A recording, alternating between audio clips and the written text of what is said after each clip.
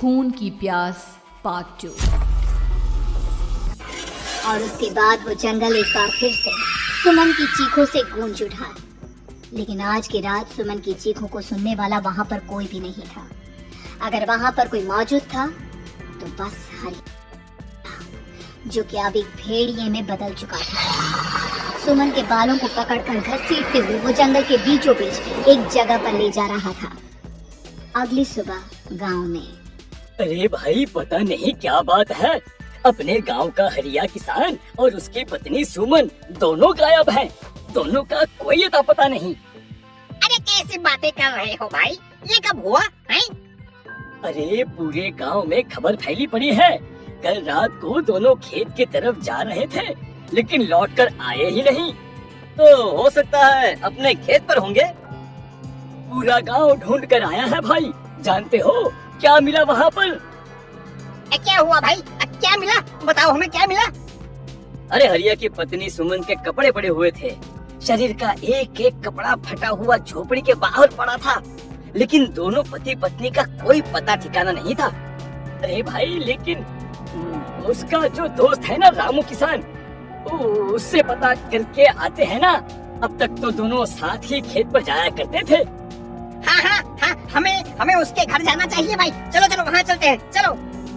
वो सारे लोग रामू के घर पर पहुँचते हैं। रामू अपने घर के बाहर बैठकर हुक्का पी रहा था। आज सारे के सारे लोग टोली बनाकर मेरे घर क्यों आ रहे हैं? क्या कोई मर गया क्या भाई? अरे कैसी बातें कर रहे हो?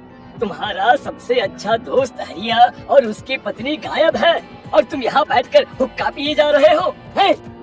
रामू ने अजीब सी नजरों से उन सब गांव वालों की तरफ देखा, जिसकी वजह से वो लोग एक बार के लिए डर गए। गायब है? अरे गायब नहीं है, मुक्ति मिल गई है। उन दोनों को मुक्ति मिली है। इस दुनिया में आकर हर इंसान पाप करता है और उसे उसके पापों के लिए मुक्ति मिलना बहुत जरूरी है। अरे ये कैसी बहकी बहकी बातें कर रहे हो भाई, हैं? और इसका चेहरा अजीब सा क्यों लग रहा है?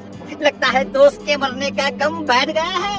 पागल हो गया है शायद ये पागल। ये बात सुनते ही रामू चीख कर जोर से चिल्लाते हुए कहता है, पागल मैं नहीं हूँ, पागल तुम सब हो। और ये शैतानी जंगल अब तुम में से किसी को नहीं छोड़ने वाला, सबको खा जाएगा। याद रखना मेरी बात।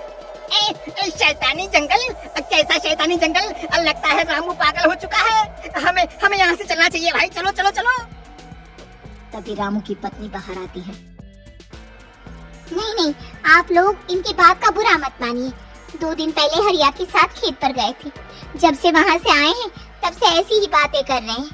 भगवान जाने ऐसा क्या देख लिया उन्होंने, खेत में कुछ भी बड़बड़ाते रहती हैं। लेकिन गांव के लोगों ने कमला की कोई बात नहीं सुनी और वो सब वहाँ से चले गए।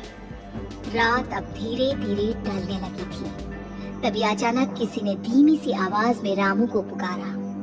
रामू, आजा, मैं तुम्हारा इंतजार कर रहा हूँ। और सुनो, अपनी पत्नी को साथ लेकर आना, नहीं तो काम अधूरा रह जाएगा। ये आवाज सुनते ही रामू के चेहरे पर शैतानी मुस्कुराहट आ जाती है। वो धीमे कदमों से अपने घर के अंदर आता है। क्या हुआ? तबीयत ठीक है ना अब आपकी? मैं तुझे अपने साथ खेत पर ले जाने आया। चल। मैं तुम्हारे साथ कहीं नहीं जाने वाली। मुन्ना गहरी नींद में सो रहा है और उसे अकेला छोड़कर मैं तुम्हारे साथ खेत पर नहीं आ सकती। वैसे भी तुम्हारे उन खेतों में भगवान जाने कौन सा राक्षस घूम रहा है, मुझे तो डर लगता है।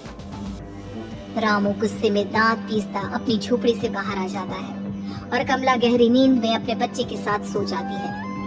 तभी अचानक रात को रामू की झोपड़ी के ऊपर एक साया वही गाना गुनगुनाते हुए घूमने लगता है जो हरिया की मोबाइल में बजा करता था।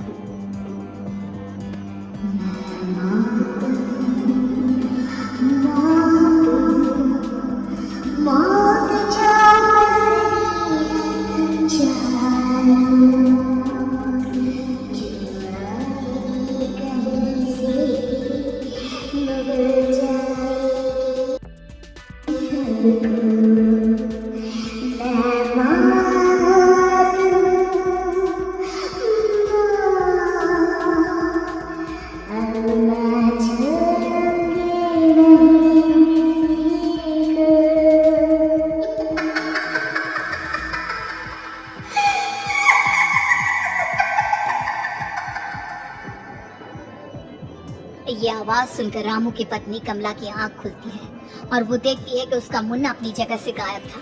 कमला चीखते हुए बाहर दौड़ कर आती है। वहाँ पर उसने देखा कि रामू ने अपने बच्चे को झोपड़ी के बाहर एक पेड़ से उल्टा लटकाया हुआ था और उसका बच्चा चीख चीख कर रो रहा था।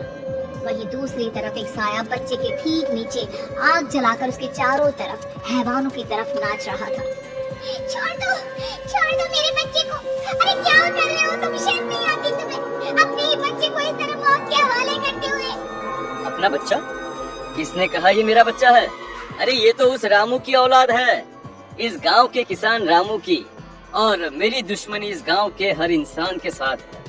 क्या कैसी बात कर रहे हो तुम? और ये औरत कौन है? ये मेरे बच्चे को खा जाएगी। तभी अचानक से उस साया ने एक बेहद खतरनाक दिखने वाली औरत का रूप ले लिया और उसकी आंखों से आग निकल रही थी। सही पहचाना तूने। मैं तेरे बच्चे को खा जाऊंगी।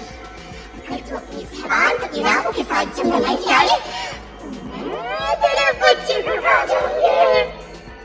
लेकिन क्यों? आखिर क्या चाहती हो तुम मुझसे?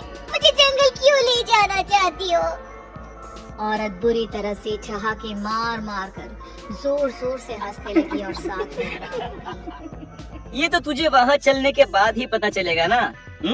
अगर तू नहीं आई तो थोड़ी देर में तेरा ये बच्चा आग में जलकर मर जाएगा। चल जल्दी। नहीं, मेरे बच्चे को छोड़ दो। तुम जहाँ कहोगे मैं तुम्हारे साथ चलने के लिए तैयार हूँ। और उसके बाद उस बच्चे को झोपड़ी में लिटाकर आगे आगे वो साया चल रहा था और उसके पीछे पीछे रामू अपनी पत्नी के बाल पकड़कर उसे घसीटते हुए जंगल की तरफ ले गया। जंगल में जाने के बाद कितनी खूबसूरत हो। आज की रात बस तुम और मैं एक दूसरे के साथ रहेंगे। मुझे तुमसे बहुत डर लग रहा है। तुम्हें क्या हो गया है? तुम तो बिल्कुल ठीक थे। वो होगा जो हमारे बीच होना चाहिए। तो आओ अपने आप को मेरे हवाले कर दो। कमला ने डर की वजह से अपनी दोनों आंखें कसकर बंद कर ली थी। रामू ने बुरी तरह से चीख कर कमला से कहा, आंखें खोलो अपनी और मेरी तरफ देखो। कमला ने जैसे ही अपनी आंखें खोली, उसने देखा कि रामू एक खतरनाक खूनी हैवान में बदल चुका था। कौन हो तुम? जाने दो मुझे। क्या चाहते हो मुझसे? वही जो एक आदमी एक औरत से चाहता है। मैं तुम्हारा पति रामू नहीं, बल्कि इस जंगल का एक भेड़िया हूँ, और आज की रात तुम्हारे खून से अपनी प्यास बुझा जाऊं। और उसके बाद वो जंगल कमला की दर्दनाक चीखों से गूंज उठा। अगली सुबह कमला के कपड़े भी जंगल में उसी तरह पाए गए जैसे कि सुमन के पाए गए थे। इस घटना के बाद पूरे गांव में दहशत का माहौल था। अपने माँ बाप की मौत और गांव में हो रहे इस तरह की घटनाओं की खबर सुनकर किशन शहर से गांव लौट आया था। अपने माँ बाप की बेदर्द मौत की वजह से वो बहुत परेशान था। तभी अचानक उसे अपने घर में खाट के नीचे पड़ा हुआ वो मोबाइल फोन मिला जो उसने अपने पापा हरिया को गिफ्ट किया था। अरे कितने प्यार से पापा के लिए मोबाइल फोन लेकर आया था। इसे एक दिन भी काम में नहीं ले पाए। और आखिर कौन है जो गांव में इस तरह की हत्याएं कर रहा है? क्या है इन सब के पीछे? क्या है? मुझे पता करना ही होगा, वरना एक दिन पूरा का पूरा गांव खाली हो जाएगा। इस गांव में एक भी जिंदा इंसान नहीं बचेगा। गांव के लोगों की मदद करने के इरादे से किशन अपने गांव से दूर एक दूसरे गांव में बहुत बड़े तांत्रिक के पास मिलने के लिए गया। तांत्रिक बाबा, अब आप ही कुछ उपाय बता सकते हैं। भगवान जाने हमारे गांव को किसकी नजर लग गई है। नजर नहीं लगी है, किसी ने तुम्हारे गांव को बद्दुआ दी है। किसी सताई हुई आत्मा का प्रकोप है, और अब वो पूरे गांव में किसी को नहीं छोड़ेगी जब तक उसकी आत्मा को शांति नहीं मिल जाती। अरे लेकिन ऐसा कौन है बाबा? किसकी आत्मा है और कैसे मिलेगी उसे शांति? मौत है, मौत कहीं से भी आएगी और सबको निगल जाएगी। इससे बचने का सिर्फ एक ही उपाय है, लेकिन उस उपाय को करना आसान नहीं होगा। जो भी उस उपाय को करने की कोशिश करेगा उसकी जान जा सकती है। भले ही मेरी जान चली जाए, लेकिन मैं अपने गांव के लोगों की जान बचाने की पूरी कोशिश करूंगा बाबा। तो ठीक है फिर, अगली अमावस की रात जैसा मैं कहता हूँ वैसा ही करना।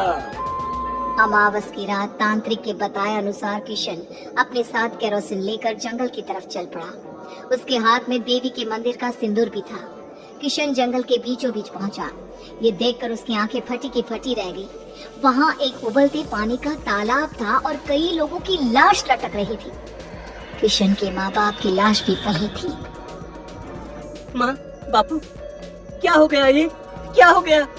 तभी वहाँ पर एक औरत और आदमी आते हैं। उन्हें देखकर किशन चौंक जाता है। गोपाल काका, आपकी तो 5 साल पहले मौत हो गई थी। और निर्मला काकी, आप?